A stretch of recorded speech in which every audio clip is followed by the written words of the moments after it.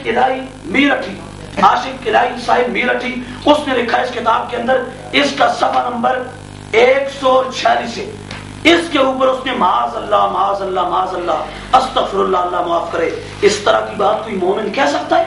ये लोग अपने आप को बहुत बड़ा तौहीद का ठेकेदार समझते हैं, और हम नबी की शान बयान कर दें और ये अल्लाह की तौहीद नहीं बयान करते। ये तौहीद है जो तुम्हारे मौलवी लिख रहे हैं। इस किताब के अंदर लिखा कि माज अल्लाह, अल्लाह से चोरी और शराब खोरी हो सकती है। सफा नंबर इसका 146, अल्लाह से चोरी और शराब खोरी हो सकती है। किताब चाहिए तो कोई मसला नहीं, आप ये पगड़ियां बांधने से और चुब्बे कुब्बे बंदा पहन ले, बंदा समझने में तौहीद का ठेकेदार बन चुका हूं। तौहीद ये नहीं, तौहीद वो है जिस तौहीद में मोहम्मद अरबी की मोहब्बत के जाम भी पिलाए जाते हैं। साहब, आपकी ये निजामुद्दीन औलिया, पहले मैंने जो इबारत पढ़ी है शराबखोरी वाली, उस इबारत का जवाब दें पहले। आप उसका जवाब नहीं है, आप इसकी तफसीलें जो कर रहे हैं ये बताएं मुझे कि ये आपका अलामा साहब, पहले उन्होंने जो आपसे पूछा है पहले आप उसका जवाब, उसका पहले जवाब दें। उसके बाद आपके सवालों के जवाब इन्होंने दिए हैं और आप जो अलामा साहब ने आपसे सवाल किया कि आप उसका जवाब दें, आप उसका सवाल का जवाब दें। उन्होंने लिखा कि चोरी शराबखोरी, पढ़े इसका सफा नंबर 146, सफा नंबर 146 का पढ़े, उसके ऊपर अल्लाह की शान में माज़ अल्लाह इतनी बड़ी बात करने वाला, इतनी जिसारत करने वाला मोमिन हो सकता है?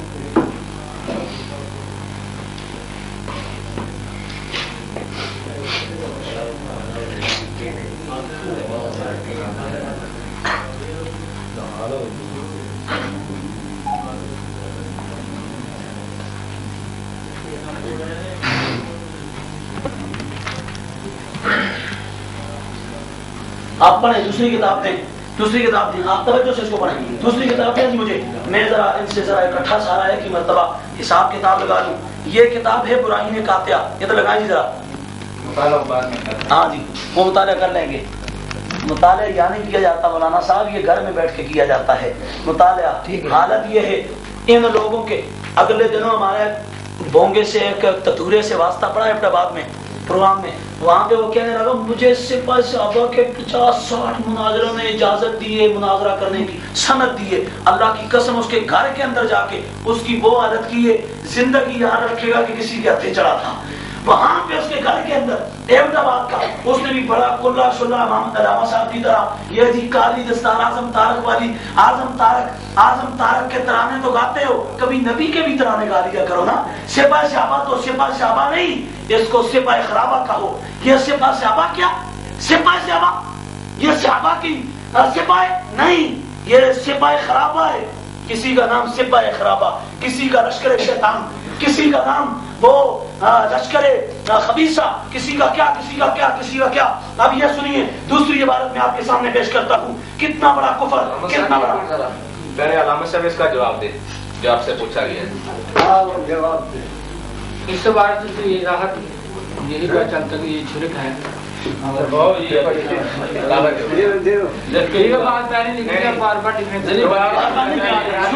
सुने एक मिनट, सुने एक मिनट,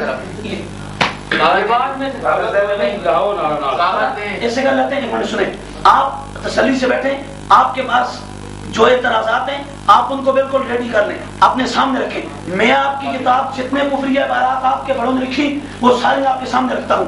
आप उन कुफरिया इबारात को पहले सुने और उन तमाम पे तसल्ली से पहले, यूं नहीं डर के, हम डराते हैं ही नहीं, हम तो हर किसी के साथ मोहब्बत करने वाले लोग हैं, हम तो अल्लाह नबी के नाम पे हर किसी से प्यार करने वाले लोग हैं। नहीं, जो आपने कहा है वो पहले इसके ऊपर तहरीर करें। पहले भी मुलाजिम में तय जो बंदा बाहर में बोले, बाहर का बंदा नहीं बोले, ये आपस का नाम उसकी तरफ से, नाम ना आपकी तरफ से, ठीक है। उन्होंने जो सवाल किया है आपने उसका जवाब दिया कि आपने कहा कि ये शिर्क है, आप वो लिख दे। उसके बाद आपने सवाल करना है, अगर आपको ये शिर्क लगता हो जो वो सवाल का जवाब देंगे तो हम उनसे भी लिखवाएंगे। अब ये इसके ऊपर तहरीर करते हैं, लिखें ये इबारत कुफर है, ऐसा कहने वाला काफिर है, बस इतना कह दें।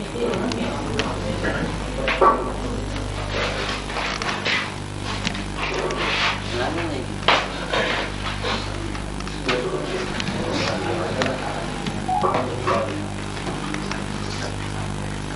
جی اپنا سوال جی.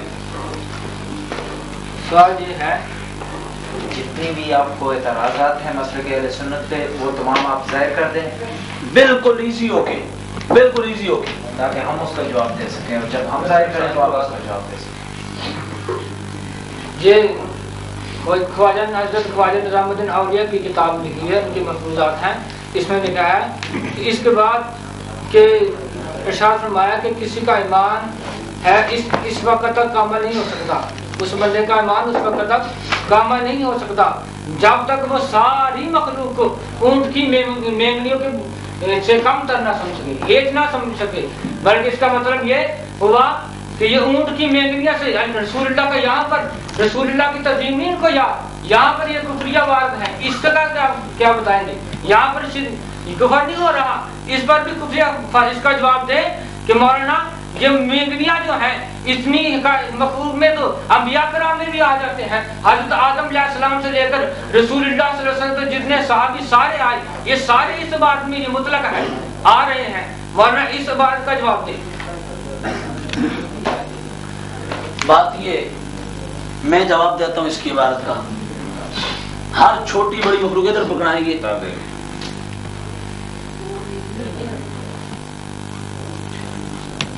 کیا پڑا؟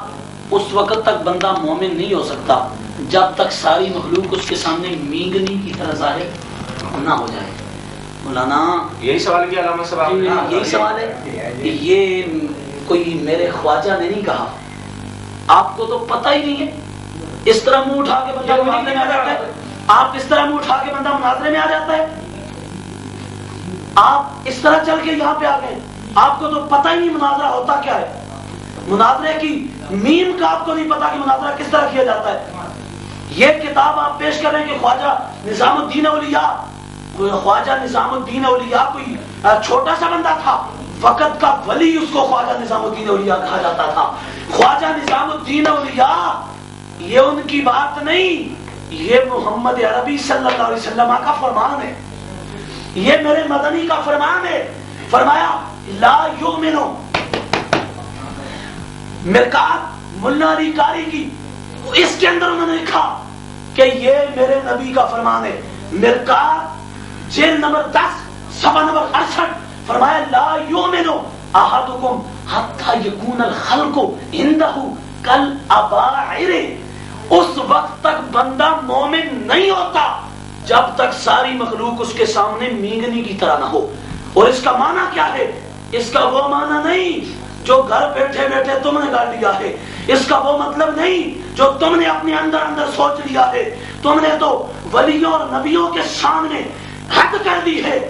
اس کا معنی یہ نہیں. ملا علی قاری سے پوچھو اس کا کیا معنی ہے. مرکات کے اندر انہوں نے لکھا اس کا معنی ہے کہ بندہ اپنی تمام بڑائی، اپنا تکبر، غرور اور لوگوں سے جو اپنی تعریفیں کروانا اور نفاق کا توق اپنے گلے میں ڈالنا، اس سارے کو جب تک اتار کے پھینک نہ دے، اپنے آپ کو اللہ کے سوا کسی کے سامنے یوں نہ ظاہر کرے کہ میں بہت بڑا ہوں، بلکہ ساری مخلوق اسے عام نظر آئے اللہ کی ذات کے سامنے، اس وقت وہ بندہ اللہ کی بارگاہ میں صحیح مومن کہلواتا ہے، وہ بندہ صحیح مومن ہوتا ہے. یہ تو یہ بات ہے نا، میں نے تو حدیث پیش کی، یہ میرے خواجہ کا بات قول